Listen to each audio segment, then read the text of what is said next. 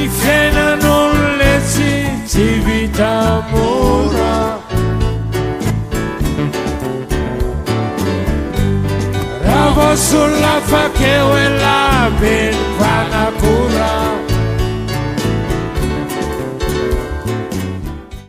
tany amin'ny volana jona taona 2024 ary ny farana teo amin'ny fisamborana fanenjehana tao andohan'ny lakaka tamin'ny fahavalony volana desambra. Izy ity dia investigation nataoko ary isorako manokana eto ny namako izay atao hoe nanampy ana mafia mba ahafahako mivoaka aminareo mpanao gazety tahaka an'izao. Efa ela tena kony saika hivoaka saingy rahonana foana ny omariny lehibe ny faritra dia mbola nandrao anahy hoe raha mivoaka eto androany dia ho samborona. Zay zany ny feona avoaka hatrinomaly ary na tena tonga eto dia matahotra mafy an'izay fisamborana izay. Indro raha azavaiko aminareo hoe inona no antony na tonga an'ireny fanenjehana sy famotehana ary ny fampikadrana olona tao andohan'ny lakaka ireny. Ny voalohany volana jona taona 2024 dia navoaka ny directeur mine ao Fianarantsoa izay piraitsy kombakomba manao affaire maloto miaraka amin'ny lehibe ny faritra ny mpitsara ao iosy ny be ny tanàna ity taratasy ity izay mandrara ny tompon'ny permis périmètre minier ao Ampandranotsivalana. Misy tompony io toerana io ary manaraka an'izany any vahoaka io toerana io. Ity taratasy ity dia navoaka ny directeur mine Fianarantsoa ny 6 juin 2016. Mitohy hatrany le izy satria dia lazainy zareo anatin'ny taratasy iny amin'ny hoe misy tsy voaja fa misy lavaka misy décapage ao amin'ny toerana Ampandranotsivalana io. Ny mahagaga dia ny autorité rehetra ny fandrimana nanao ny taratasy iny. Ny fahavalon'ny volana jona dia namoaka ny taratasy ity ny lehibe ny faritry Iorombe namoaka ny taratasy ity ny lehibe ny faritry Iorombe izay milaza fa misy exploitation illicite izay mitranga ao andohan'ny lakaka. Voatonona ao anatin'io Ampandranotsivalana tamin'ny heritaona ity taratasy ity navoaka ny andriamatoa lehibe ny faritra izay milaza an'izay exploitation illicite izay. Tamin'ny fotoana io dia namoaka ny Madagascar Matin an'ity article ity izay milaza fa misy gros bras Fianarantsoa atao hoe penita mitrandraka tsara dalàna ao Ampandranotsivalana. Efa tamin'ny heritaona koa ity article ity. Nitohy hatrany ny raharaha dia ny fahavalony volana jona namoahany an'iny taratasy iny ny volana jolay taona 2024 dia niantso ny tompona tanimbary rehetra ao Mangatokana ny procureur ny osy sy ny be ny tanàna nandohan'ny lakaka noterena reo olona reo hamaritra ny tanimbariny dia laza izy zareo fa manana périmètre ny toerana ao Mangatokana io. Taorian'izay moa zany dia niditra betrany tao amin'ny tanimbariny Mangatokana ny engin ny gondona marque Suzana izay tompon'io société io nitrongo tanimbarin'olona tao nitarain'ireo olona reo saingy tsy noenony be ny tanàna nandohan'ny lakaka mihitsy. Porofon'izany reto taratasy avoaka aminareo eto tia ny taratasy ny fokon'olona tompon'ny tanimbary ao andohan'ny lakaka. Tia porofo izay milaza an'izay fitarainana izay. Manaraka an'izay dia mbola nitoy ihany koa ny taratasy natao tamin'ireo conseiller mena conseiller tao andohan'ny lakaka. Midika fa tsisy délibération communale nivoaka ihany koa tamin'io fanimbany zareo tontolo iainana sy ny kolikoly nataon'zareo io. Manaraka an'izay dia ny voalohany volana aogositra raha nanao vaovao tenako tao amin'ny radio Jupiter nitatitra ny zavamisy ary niantso vahina ny be ny tanàna nandohan'ny lakaka dia notapahany orinasa Maherlan ny herinaratra nakao amin'ny radio Jupiter. Ity koa ny taratasy navoaka an'zareo izay misoniavo ny be ny tanàna nandohan'ny lakaka sy ny tompony orinasa sy Maherlan ao andohan'ny lakaka. Nitohy hatrany ny fanarotapahefany dia ny volana novambra ny fahadimy ambin'ny volana novambra taona 2024 dia niantso anahy i marque Suzana izay tompony gondona andeha eny Ambohibao manana conversation en téléphone ny fanaovako tamin'ny marque Suzana tena izay nanampy tamin'ny vola mitentina 150 millions de francs teny hatrany teny Ambohibao. Saingy rehefa tsy nanaiky an'izay ny tena koa dia nodina andehanaka ny lakaka. Tonga tao ilakaka ny tenako dia nanantona ny procureur de la République ny osy ny 1er décembre 2016 nilaza taminy fa tena mamotika tanàna ny fitrandrahana ao andohan'ny lakaka io.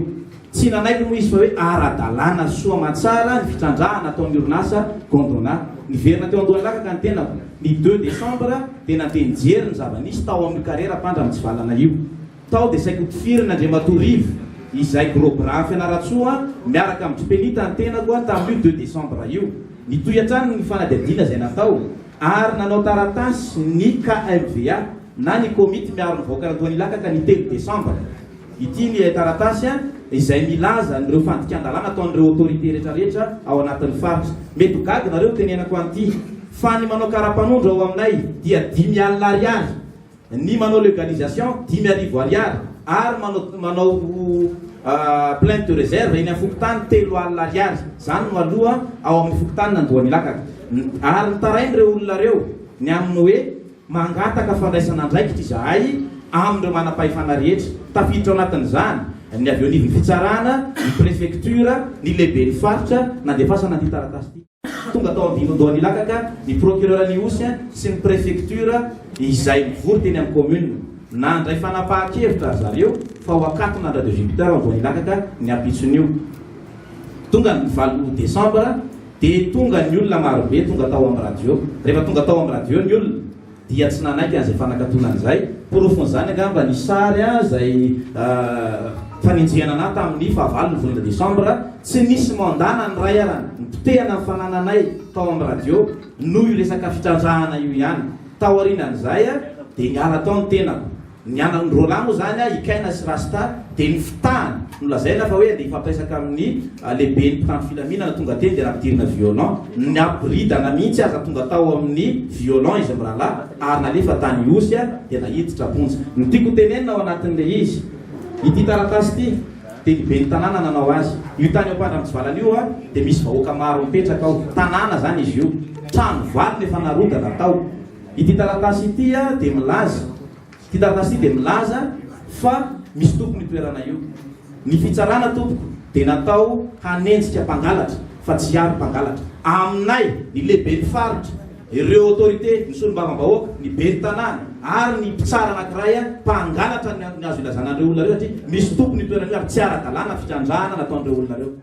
olona rehetrarehetra reo afaka nytanina misy proof aty aminay saingy mbola arovana ny amampanao gazety dia arovako ny éthique sy déontologie tsy afaka amoaka an'ireny conversation sur Viber anay sy io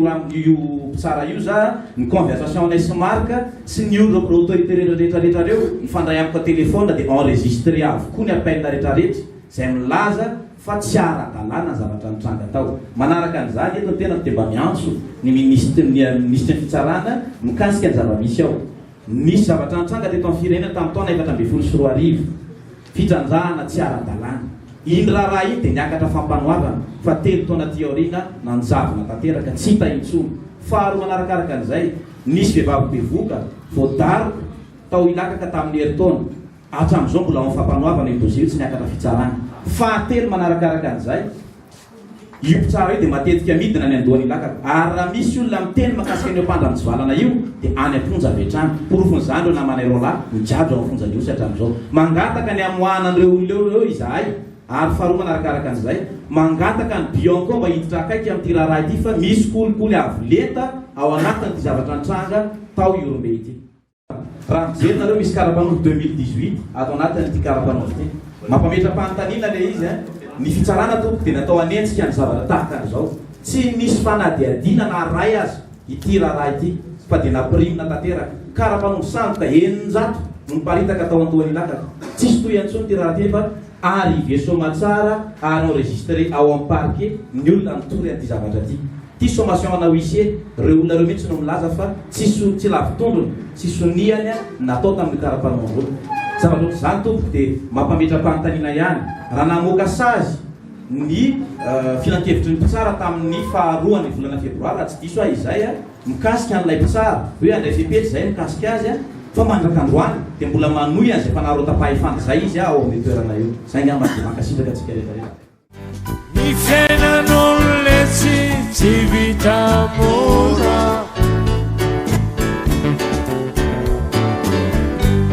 raha voasolona fakeo elabeny fanakora